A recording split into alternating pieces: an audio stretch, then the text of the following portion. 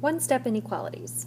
At the end of the lesson, you should be able to answer the question, how do I write and solve one-step inequalities? To do this, let's first establish what an inequality is.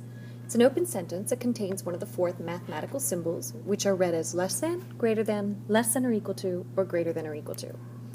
This chart displays other common phrases that mean the same as the symbols that are shown.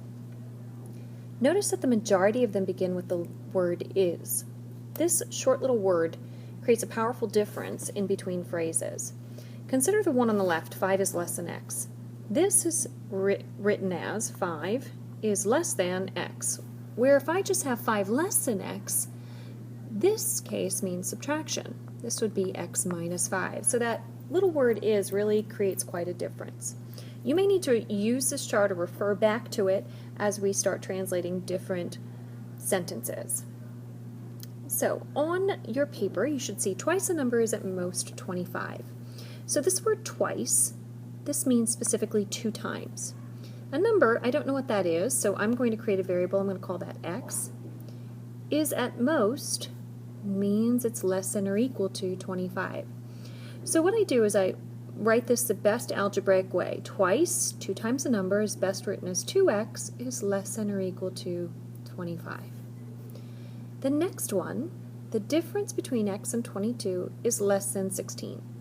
Difference means subtract. I see the phrase is less than would be the inequality symbol that looks like this. So the difference between x and 22 would be x minus 22 is less than 16. In 3, the quotient of means divide. Is no more than is the inequality symbol less than or equal to. So the quotient of x and 8 I'm going to write as x divided by 8 is less than or equal to negative 48. This is the best algebraic way to write this one. Now we're going to look at how we represent the solution to an inequality. In 4, this states y is greater than 35.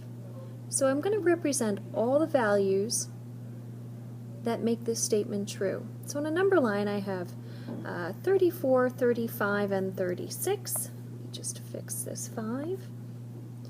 All the values greater than 35 would be 36, 37, and greater, but consider all your decimals and fractions. So my solutions are going to get really close to 35, like 35.001, but they're not ever going to touch 35. So what I do is I use shading.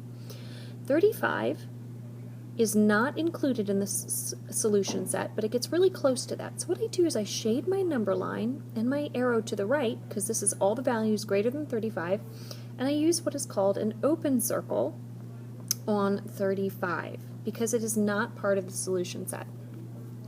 In 5, 12 is greater than or equal to b. The first thing I do is I rewrite this. I just find it easier to see the variable first. So when I rewrite it, it's going to be b is less than or equal to 12. So I draw my number line, putting 12 on it, and I want to graph all the values less than or equal to 12. So I put my circle around 12, but this time b can equal 12, so I'm going to color this in. This is going to be what we call a closed circle. And I shade all the values smaller, which are to the left. So this one is a closed circle. So in general, if the symbol is less than or greater than, you're going to use an open circle. If the symbol is greater than or equal to, or less than or equal to, you're going to use a closed circle to represent your solution set. Let's go the other direction. In this one, you are given the solution set and you have to write the inequality. So I always begin with my variable. I'm going to say x is, now 1 is the cutoff, and all the values are shaded to the left, so they're smaller than. This would be 1 is less than, or x is less than 1. 1 is not included. In the second one on your screen, x is this time negative 2 is included, and it's all the values to the left, which are smaller. X is less than or equal to negative 2.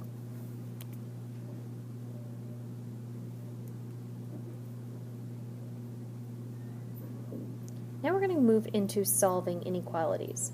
When you do this, there's something important that you need to remember. At any point, if you multiply or divide by a negative number, you must reverse the direction of the inequality symbol.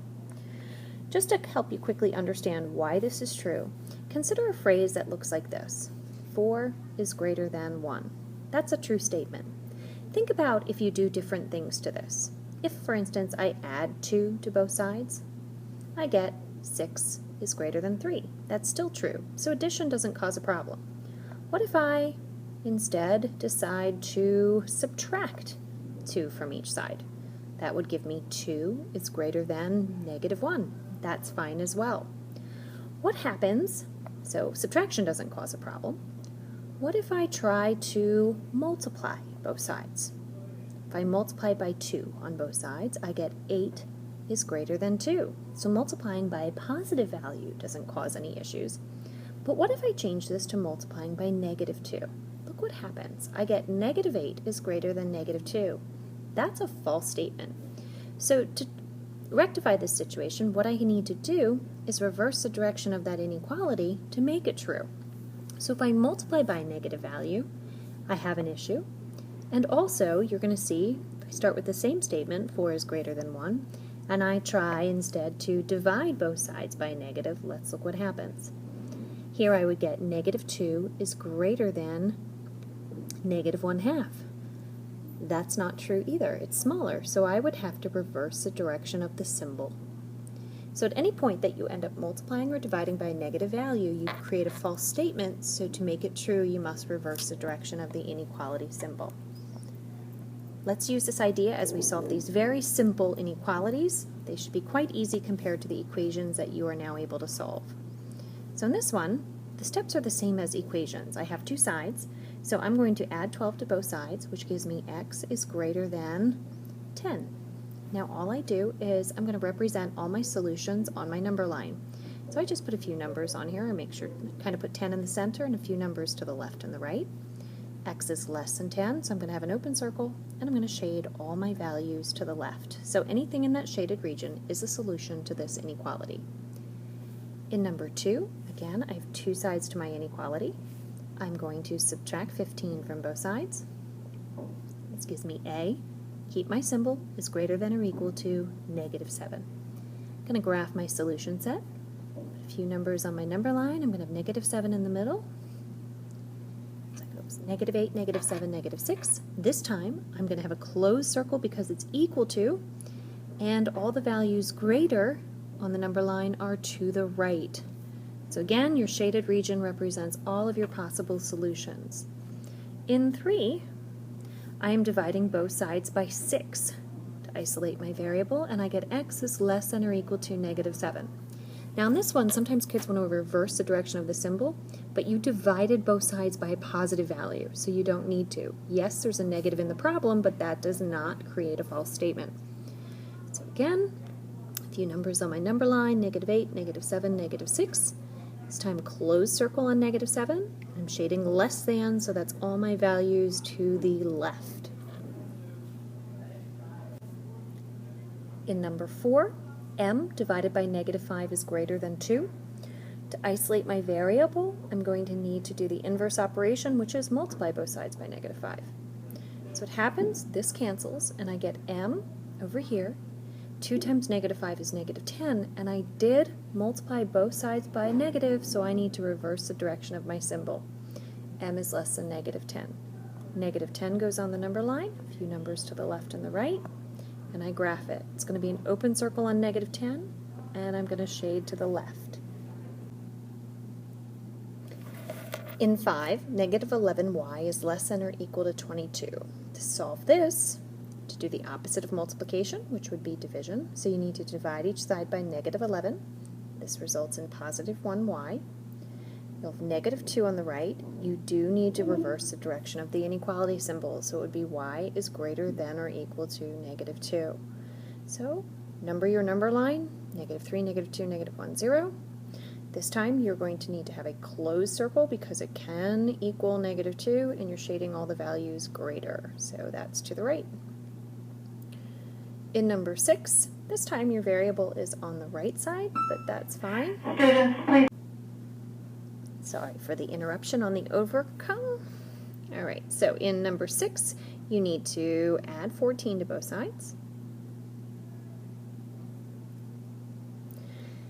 which results in n on the right. On the left, 3 plus 14 would be 17, so you get 17 is greater than n. I like to rewrite this one more time with the n on the left, making it n is less than 17. I just find it easier to graph in this form. So, number my number line, 16, 17, 18, 19. This time it's an open circle on 17, and you're going to shade the values to the left. Just find that a lot of times if kids leave it in this form, that they end up shading to the right, and that is incorrect. It needs to be to the left. Right. You should be able to write an inequality. You may need to use your chart until you learn all your phrases, and graph an inequality after solving it. Make sure that you remember to always reverse the direction of the inequality symbol.